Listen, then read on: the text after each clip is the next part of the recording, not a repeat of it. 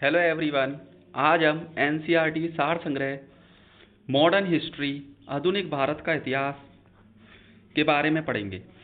तो आज हम सबसे पहले यूरोपीय कंपनियों का आगमन के बारे में पढ़ेंगे। तो यहाँ पर हमें दिया गया है व्यापार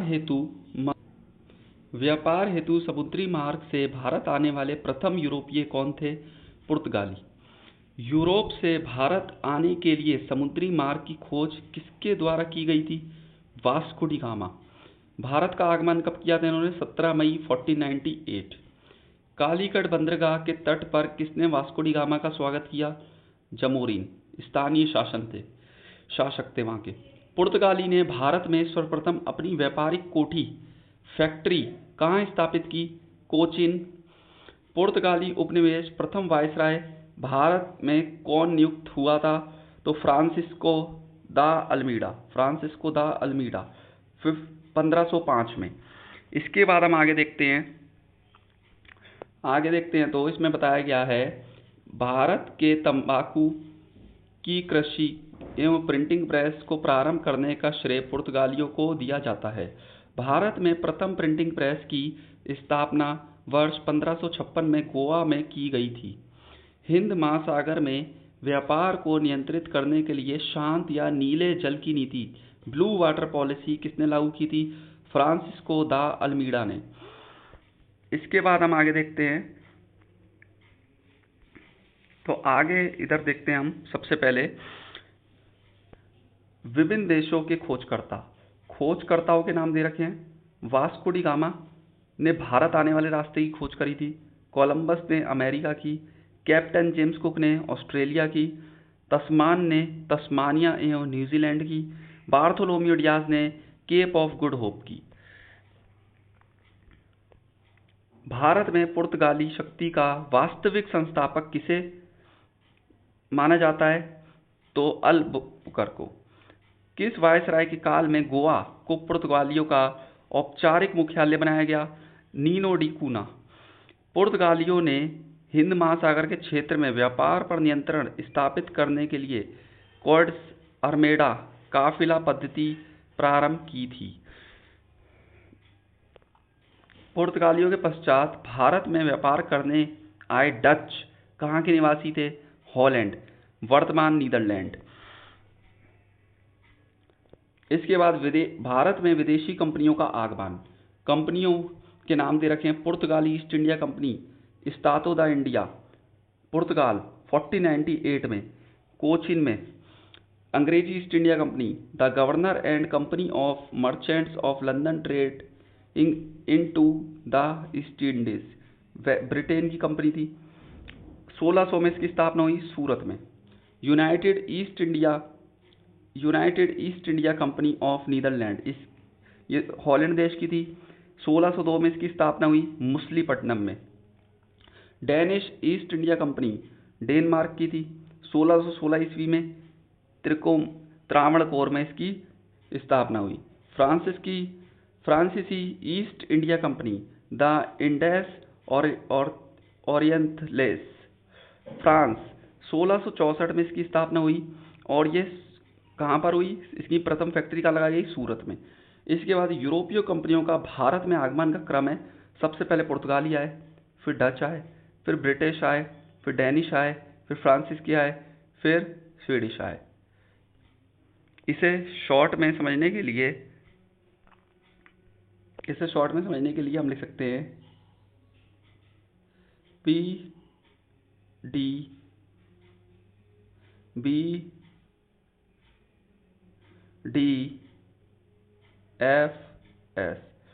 P का मतलब है पुर्तगाली, P का मतलब पुर्तगाली, D का मतलब हो गया डच, B का मतलब हो गया ब्रिटिश, इस D का मतलब हो गया डेनिश, F का मतलब हो गया फ्रांस और S का मतलब हो गया स्वीडिश। अब देखते हैं हम इसके आगे। यूरोपीय शक्तियों में भारत में पुर्तगाली कंपनी ने सर्वप्रथम 1498 में प्रवेश किया तथा भारत से सबसे अंत में 1968 में यही गई। यानी कि सबसे पहले आए भी पुर्तगाली थे और सबसे लास्ट में भी कौन गए? पुर्तगाली।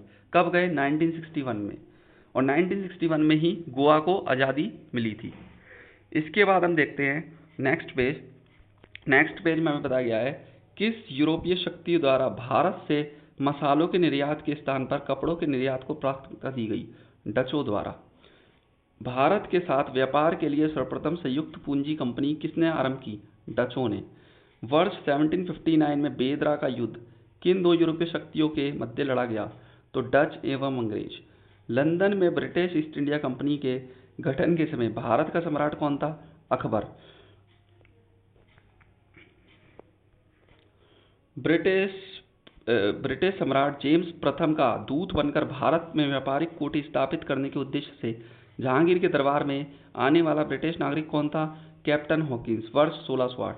ब्रिटिश ईस्ट इंडिया कंपनी द्वारा भारत में सर्वप्रथम अस्थायी कारखाना मुसलीपट्टनम 1611 में तथा प्रथम स्थायी कारखाना सूरत 1613 में स्थापित किया गया था। ईस्ट इंडिया कंपनी के किस अंग्रेजी गवर्नर को औरंगजेब द्वारा भारत से निष्कासित किया गया? Sir John child. हैमिल्टन द्वारा सफल उपचार किए जाने के कारण किस मुगल बादशाह द्वारा ईस्ट इंडिया कंपनी के लिए वर्ष 1717 में महाअधिकार पत्र जारी किया गया? फारूक शियार। 1661 में इंग्लैंड के राजा चार्ल्स द्वितीय का विवाह पुर्तगाली राजकुमारी कैथरीन के साथ हुआ। इस अवसर पर पुर्तगालियों ने चार्ल्स द्वितीय को दहेज के रूप में बम्बई द्वीप प्रदान किया। 1668 ईस्वी में चार्ल्स द्वितीय ने 10 पाउंड वार्षिक किराया लेकर बम्बई ईस्ट इंडिया कंपनी को दे दिया।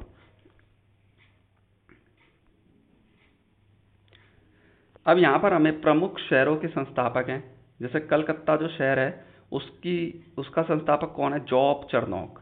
मद्रास का कौन है? Francis day. नई दिल्ली का कौन है? एडविन लुटियन व हर्बर्ट ब्रेकर। बम्बई का कौन है? गेराल्ड अनिंगर। ठीक है, इसके बाद हम आगे देखते हैं। तो आगे इसमें हमें दिखाया गया है यूरोप वासियों के लिए सर्वोत्तम शोरा और अफीम प्राप्ति का मुख्य स्रोत क्या था? बिहार। वर्ष 1664 में फ्रांसीसी कंपनी की स्थापना किसके प्रयासों से की गई थी? कॉलबर्ट। फ्रांसीसी कंपनी की स्थापना किसके कार्यकाल में हुई थी?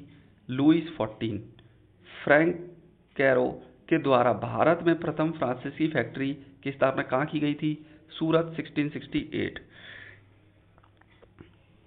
फ्रांसीसी गवर्नर डुप्ले ने पहली बार भूज क्षेत्र अर्जित करने के उद्देश्य से भारतीय राजाओं के विवादों में भाग लेने की नीति आरंभ की थी। फ्रांसीसियों द्वारा फोर्ट लुई नामक किला कहाँ बनवाया गया था? पांडिचेरी में। पांडिचेरी का प्रथम फ्रांसीसी गवर्नर कौन था? Franco Martin. पुर्तगालियों को सोली के स्थान पर किस अंग्रेजी अधिकारी ने पराजित किया? Thomas best. वांडीवाश के युद्ध 1760 में अंग्रेजों ने किसे पराजित किया? फ्रांस को। कर्नाटक का युद्ध किनके मध्य लड़ा गया? अंग्रेज व फ्रांस के मध्य। प्रथम कर्नाटक युद्ध किस संधि के माध्यम से समाप्त हुआ? एक्सला शैपल की संधि 1748 ईस्वी। अब हम कर्नाटक युद्ध देखेंगे।